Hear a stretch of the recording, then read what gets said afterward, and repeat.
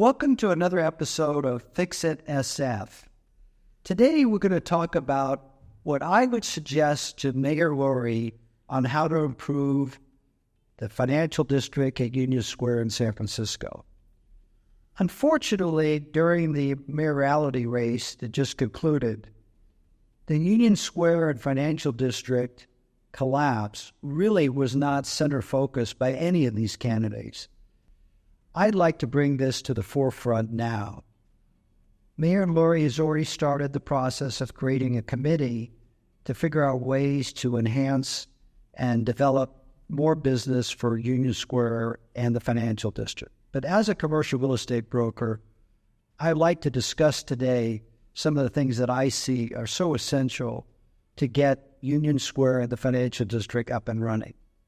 First of all, you need to understand that Union Square and the financial district work hand in hand together. If you have less workers in the financial district, you lose a large sector of your buying power for Union Square. Union Square exists for two groups of people: tourists entering San Francisco and the workers of the Union Square area and financial district that are working in the offices that support the Union Square retailers. So first of all, let's talk about what is the primary problems. Number one, security. What has killed Union Square more than anything is the rampant theft that has occurred in these stores. So the first thing that has to be done is we have to deal with the security aspect of our city and to take away the perception that San Francisco is dangerous. First of all, we need police officers in uniform walking the streets. They need to be visible every single day. For whatever reason, the police department right now is erratic. You see groups of police officers and then they disappear.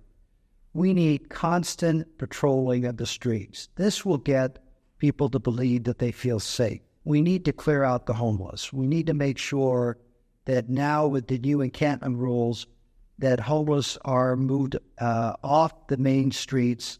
This is critical. We just need to put police officers on the street and that will take care of it. These various programs that the previous mayor put in people that are not police officers to somehow provide direction and guidance, that's a waste of money. That didn't do anything, and that did not solve crime or give a feeling of comfort to the people walking the streets. Second, you need to start creating a program to put San Francisco first in the minds of all tourists around the world. And what that means is we need a travel and road show to attend all of the various travel associations, various countries that are receptive to promote various cities around the world for tourism. This is critical.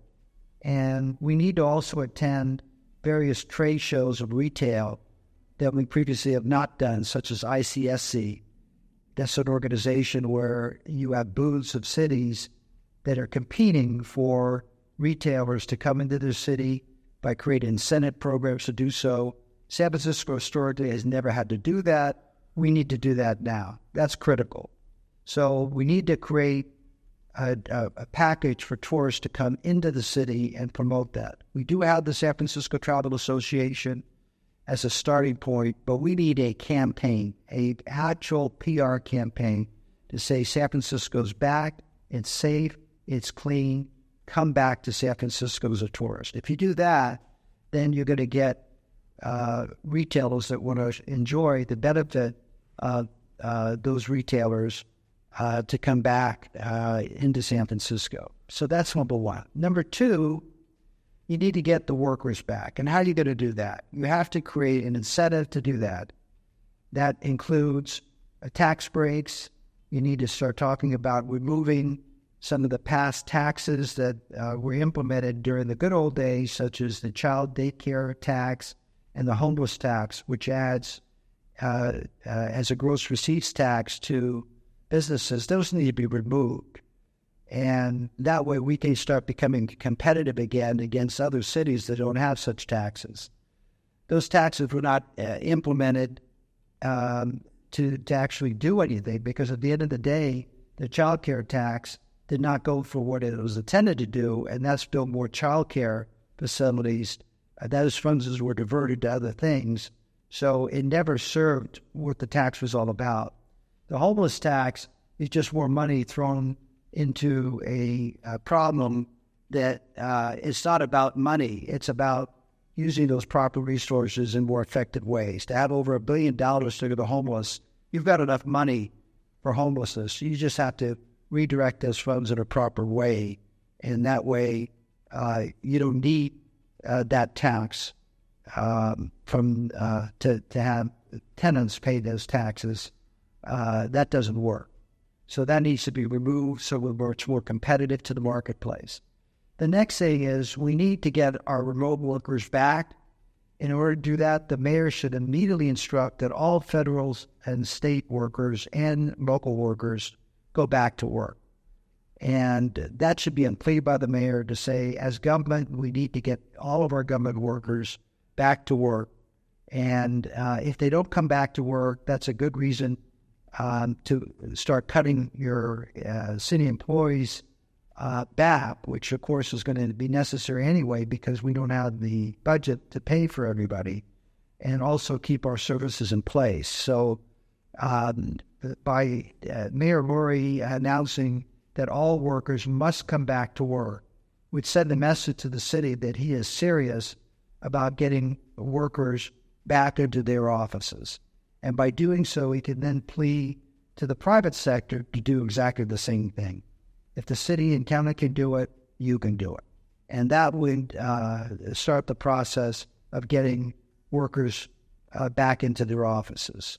The next thing that needs to happen is we need to look at our ground floor retail and figure out incentives to get those ground floor retailers to come back to the financial district. Because if financial district workers come back, but yet the ground floor is dead, with no services, no restaurants, etc., then that doesn't work either, because all of a sudden it will take time for those retailers to come back. So we have to offer incentives to those ground floor retailers. That can be some sort of tax break. It could be some sort of incentive that if they come in, they could be some sort of cash benefit to come in. But we need to get the ground floor retailers to come back, and they probably would come back before they could actually turn a profit, because it's going to take time for the workers to come back. So we have to create an incentive package for them to want to come and operate in the financial industry. And if they do so, that will start causing a vibrancy to occur. Other cities throughout the United States and around the world, this is what they've done. They've effectively made sure that the ground floor retail in the financial districts are up and running. And as a result of that, it creates a vibrancy that's necessary. Otherwise, the ground floor remains in blight, and the offices are struggling to get their people back, and nothing will change. So that's a critical thing to have happen. So if you look at the streets that you're seeing right now in this video, you'll see streets of total vacancy, and the ground floor. You'll see offices above with no lights on. We got to take that and change that. And that needs to be the primary focus of our mayor moving forward. It has to be one of his major efforts, because everything else doesn't matter. If you don't have a vibrancy in your financial district in Union Square, that means you don't have the tax revenues coming in. You don't have the populace to support that grows into residential neighborhoods. It grows into the vacancies that are occurring in the downtown residential units, because there's not enough workers to fill those residential units. So rather than speak about building more residential at this point, let's get the residential that's already been built filled, and then the downtown and other areas, the developers will feel much more confident to build more units. But first of all, you've got to get the units up and running to make sure that those projects are successful. And then, and only then, would you see development start occurring in residential.